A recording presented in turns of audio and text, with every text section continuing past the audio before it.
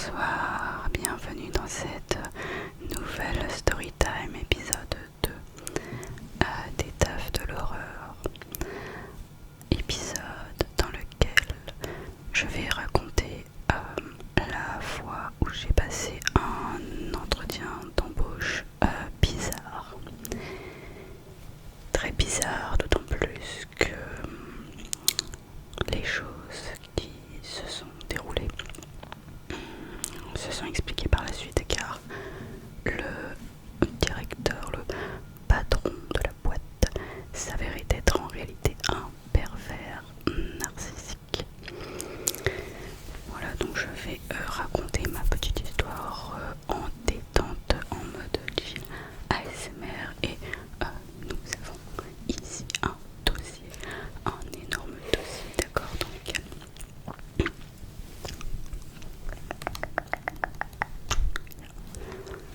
énormément d'informations, oui.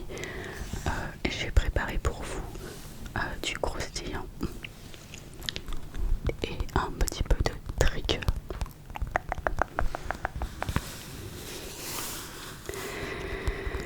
Du scratching et du tapping en même temps.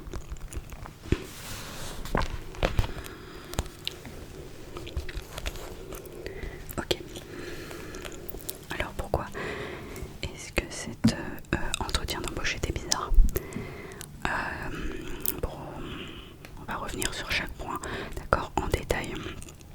Mais globalement, je n'avais jamais autant été flattée, d'accord, de ma vie en entretien d'embauche.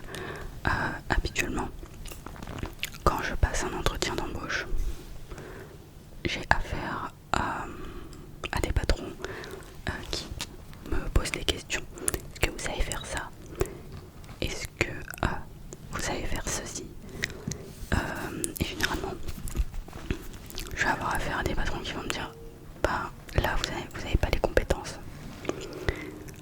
Je vois pas pourquoi on ira plus loin, on irait plus loin. En tout cas, généralement, les patrons ont plutôt tendance à voir le négatif que le positif. Du style, ouais, bon, d'accord, vous savez faire ça, mais est-ce que ça, vous savez le faire? Non, vous savez pas le faire, donc vous êtes évincé. Sauf qu'en réalité, lors de cet entretien, on va dire que il y a eu beaucoup de love bombing.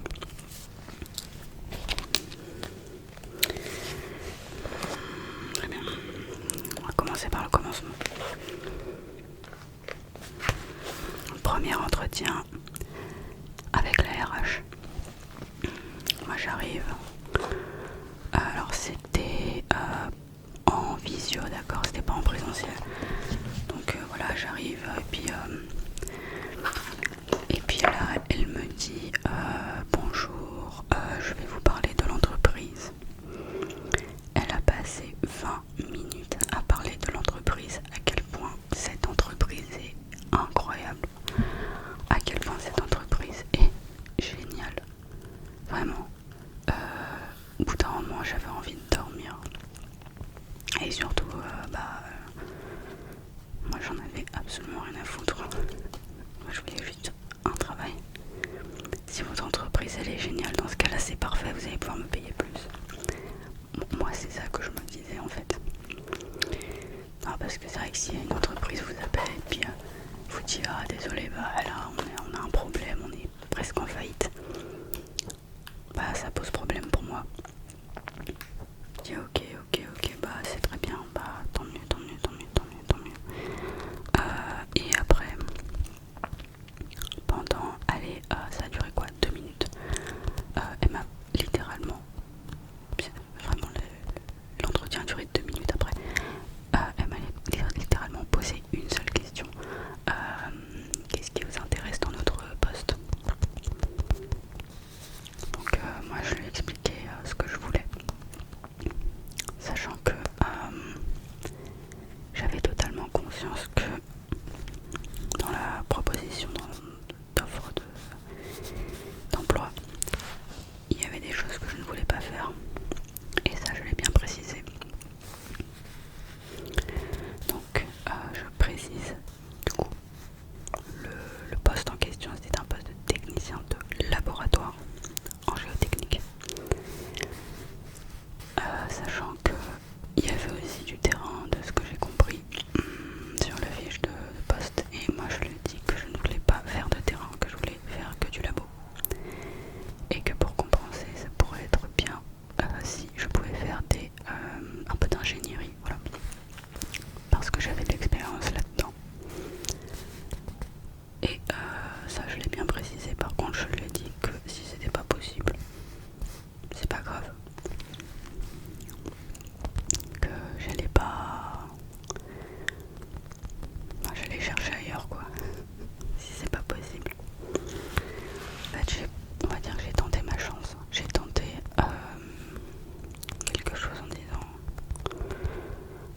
sais que c'est pas dans l'offre d'emploi, mais je peux vous apporter ça. D'autant plus que c'est ce qui m'intéresse le plus. Voilà. Moi, tout ce qui était terrain, j'avais vraiment du mal parce que j'avais eu des expériences un peu pourries, voilà, notamment avec un chef belter qui avait essayé de m'assassiner, mais on parlera de ça dans une autre story time, d'accord? Chaque chose dans son temps. Et donc la RH me dit ok, je vais en parler avec le directeur, donc le pervers narcissique, et je vous rappelle, enfin il vous recontactera. Voilà. Et donc finalement elle me recontacte. C'est elle qui me recontacte par mail, qui m'envoie un mail en me disant que je vais avoir un deuxième entretien. Voilà, donc 2 entretiens. Je sais pas pourquoi faire 2 entretiens. Pourquoi ne pas faire simplement un entretien avec les deux. Voilà. La RH plus le directeur. Bon, ça n'a aucun sens, mais ok.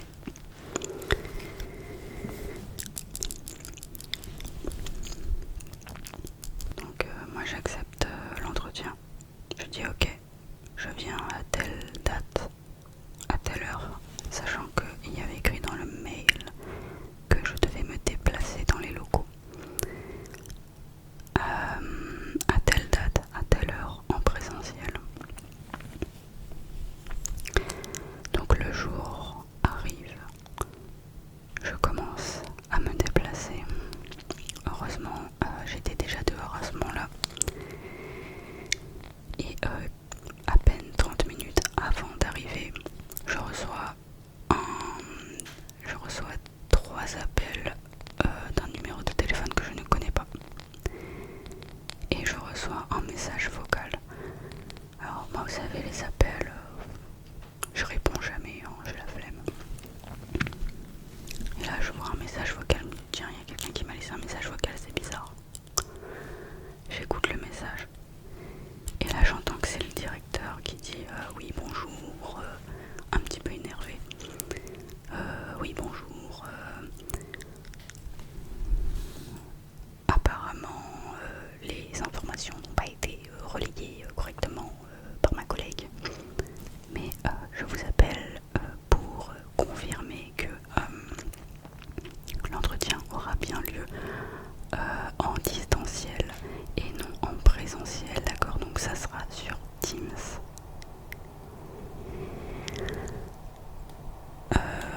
Comment dire, quand j'ai lu ça, dans ma tête j'ai pété les plombs. Comment ça? Donc je le rappelle et je lui dis bonjour, je me présente, je dis mais vous venez de me laisser un message en me disant que finalement ça ne devrait pas en présentiel. Alors déjà j'étais en train de contenir ma colère, d'accord, et là il est tout gentil au téléphone, il me dit oui bonjour, excusez-nous, en fait c'est pas de ma faute, c'est parce qu'en fait mes collègues ils ont fait une erreur, alors je sais pas ce qu'ils se sont dit les RH, mais voilà, je sais pas ce que vous avez reçu, moi je n'ai pas de nouvelles, les RH ne communiquent pas avec moi, donc je sais pas du tout ce que vous avez reçu dans votre boîte mail, mais apparemment l'entretien, le mail que vous avez, dans le mail que vous avez reçu, il est écrit que l'entretien est en présentiel, sauf que ce n'est pas le cas. Voilà, donc l'information n'est pas correctement passée, non. Et là il commence à critiquer les RH, à quel point ils sont incompétents, voilà, etc. Alors moi, je vous avoue que j'ai pas vraiment eu de... Enfin c'est un red flag, hein. Clairement c'est un red flag, mais en fait j'étais tellement énervée. Que sur le moment j'ai pas relevé, j'étais juste là, mais putain, mais là en fait je suis en train de me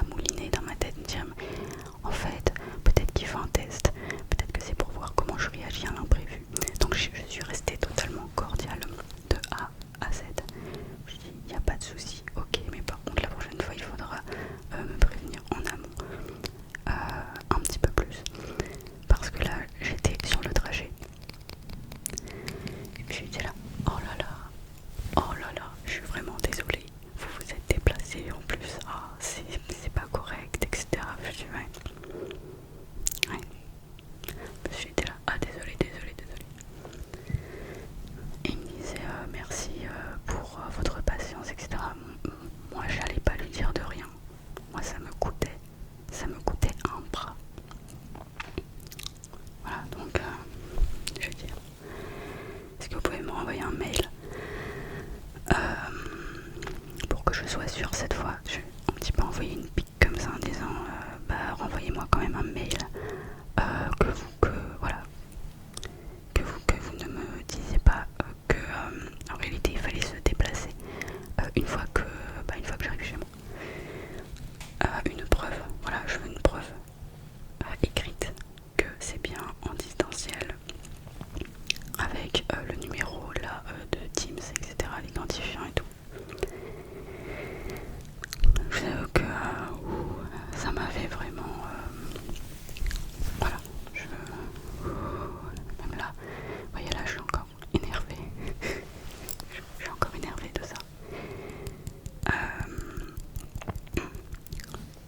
C'est surtout en sachant comment ça s'est passé par la suite. Parce que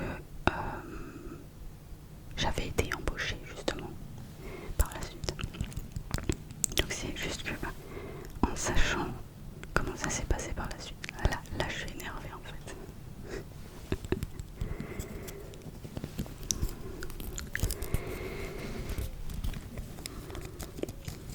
On entend les petits bruits des...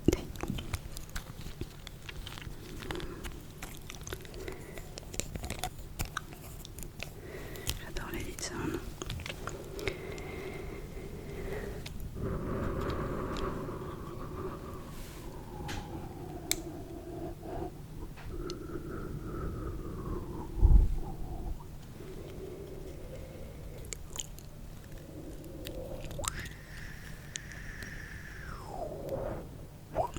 Voilà, donc ça c'était le train, d'accord, le train que j'ai pris pour rentrer chez moi.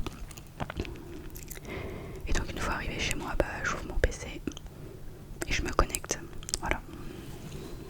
Évidemment j'avais du retard, le temps de rentrer chez moi. Et donc là je vois le mec, donc c'est le directeur qui est en ligne, voilà. Alors à première vue je ne me suis doutée de rien car il avait l'air vraiment très gentil, vraiment. Moi quand je l'ai vu je me suis dit waouh, c'est un gros nounours, d'accord, c'est un nounours. Il a l'air très très gentil aussi, il souriait, il était comme ça, voilà, c'était presque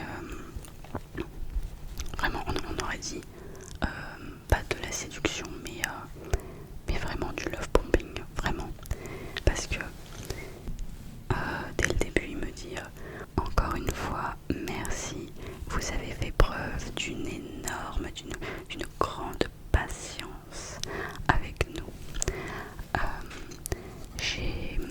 J'en ai profité pour lire votre CV, d'accord, et j'ai remarqué, voilà, avec le sourire comme ça, j'ai remarqué que vraiment vous avez un parcours qui est exemplaire, vraiment.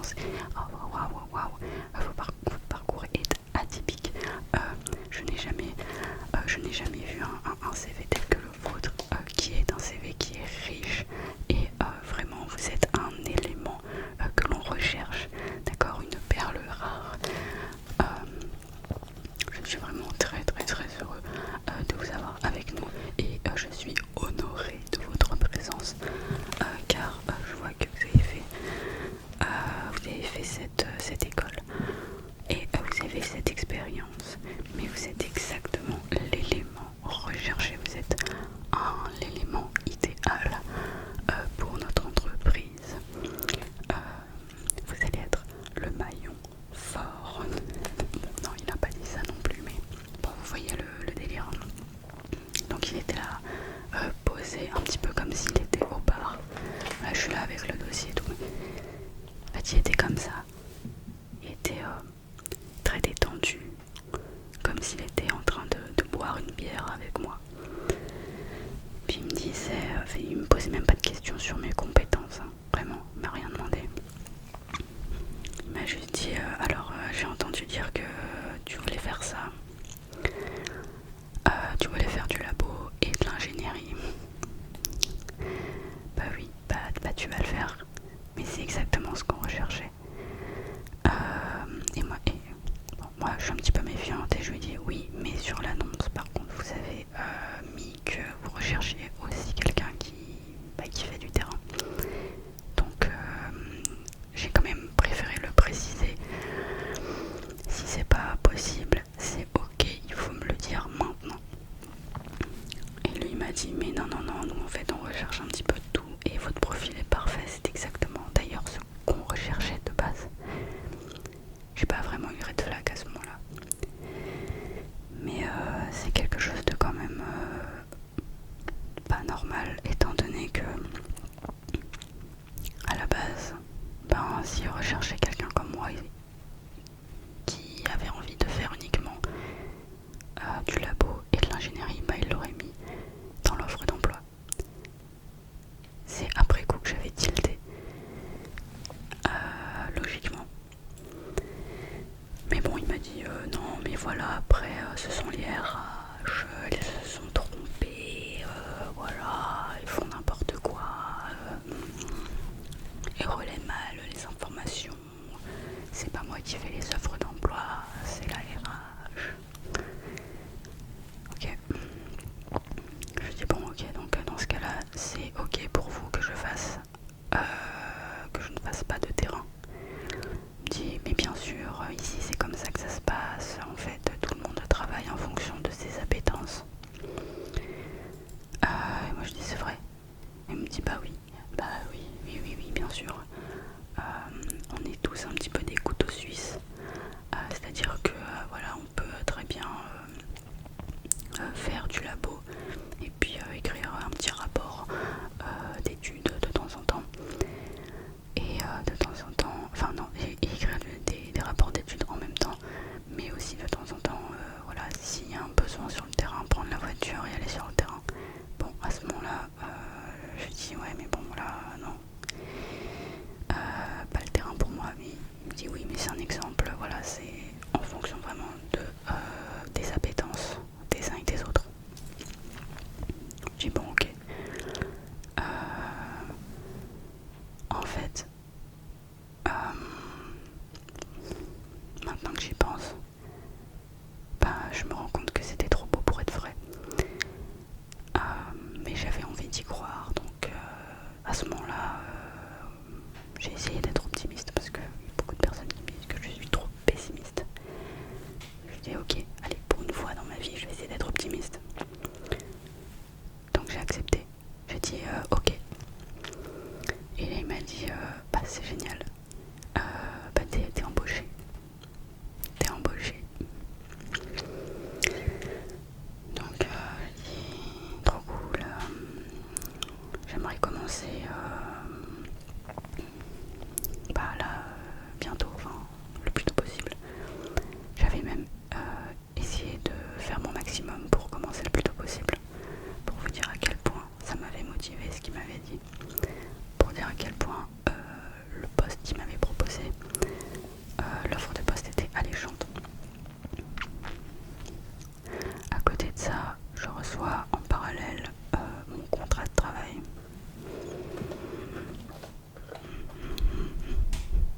Donc je reçois mon contrat de travail où il est stipulé un certain nombre de dingueries, comme par exemple le fait de ne pas dire du mal du patron, enfin ce genre de choses. Voilà, moi j'ai pas vraiment eu la puce à l'oreille à ce moment-là, encore une fois, j'aurais dû pouvoir, ces red flags. C'est vrai que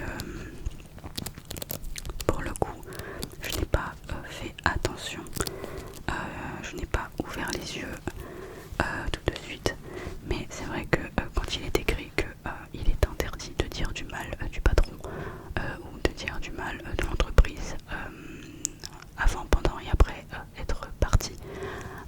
c'est vrai que il faut se poser des questions. Voilà. Alors moi, je ne dis pas du mal du patron, d'accord? J'explique les faits, d'accord? Les faits sont là, il faut dénoncer, il faut dire ce qui s'est passé. Non, vraiment, c'est... vous imaginez pas, il y en a qui sont complètement fous. Voilà, donc je suis là, tac, je parcours un petit peu le contrat de travail, sachant que ça je le fais vraiment pour la forme, hein. Je me suis dit ouais allez quand même, il faut lire un petit peu pour juste pour vérifier, juste pour voir, voilà. Et là je commence à lire le truc, là je vois c'est quoi ça, je me dis c'est quoi ce truc, là il est écrit que dans les tâches que j'ai à faire je vais manipuler un densimètre gamma radioactif, je sais pas quoi. Du coup la RH, je l'appelle, je lui dis moi je signe pas ça en fait, c'est quoi ce truc, c'est quoi ce truc. En plus il y avait écrit que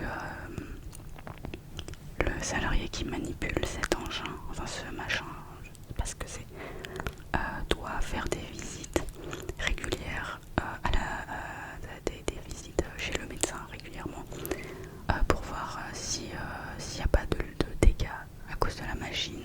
Genre. Je me dis mais à quel moment je manipule un truc de radioactif, c'est quoi ce délire? Donc elle me dit ah je suis désolée, je sais pas, je vais demander au patron, on va voir avec le patron, qu'est-ce que c'est? Je dis bah demandez-lui d'enlever ça parce que moi je vais pas faire ça. Donc ils enlèvent le truc. Un petit peu plus bas, je vois que apparemment chacune de ces tâches peuvent être substituées à une autre tâche. Donc là c'est la notion de couteau suisse. Alors je me suis dit que c'est pas très grave parce que peut-être que si dans l'entreprise je suis amenée à vouloir faire d'autres choses qui potentiellement pourraient m'intéresser, ça pourrait être intéressant de faire d'autres tâches. Mais ça a été un grand red flag, voilà, et une grande bêtise de ne pas poser plus de questions par rapport à ça, je pense. D'autant plus que en réalité je n'ai rien fait de ce qui est écrit dans ce contrat. Alors il y avait écrit que j'étais censée faire des rapports d'études géotechniques et du laboratoire. Rapport d'études géotechniques, j'en ai pas fait. Rapport de laboratoire, j'en ai fait. Mais ça s'était très mal passé. Ça, je vous l'expliquerai dans un autre épisode. Et ensuite, pour ce qui était du reste, c'est vrai que j'ai oublié de raconter aussi pendant l'entretien. Le directeur m'avait expliqué que j'allais faire tout ce que j'aime faire et il m'avait dit je prévois quelque chose pour toi au mois de mai. Et moi je lui dis qu'est-ce que c'est? Je lui dis comme ça, trop bien, qu'est-ce que c'est? Et puis il me dit tu vas voir, ça va te plaire. Comme ça il me fait avec un clin d'œil. Moi je dis moi j'aimerais bien savoir ce que c'est. Qu'est-ce que ça peut être? Et il me dit tu m'as dit que t'avais jamais fait d'odomètre, donc c'était un essai laboratoire, voilà, que je n'avais jamais fait, que j'avais envie de tester. Et il me dit ça sera toi qui va le faire, qui va éplucher la norme et qui va créer l'essai. Moi je dis oh c'est trop bien, je vais faire ça au mois de mai, trop cool. Il m'a dit mais d'abord on va reprendre on va dire les bases, etc. Et moi j'étais super contente de pouvoir faire ça, sachant que je suis partie au mois d'avril de l'entreprise.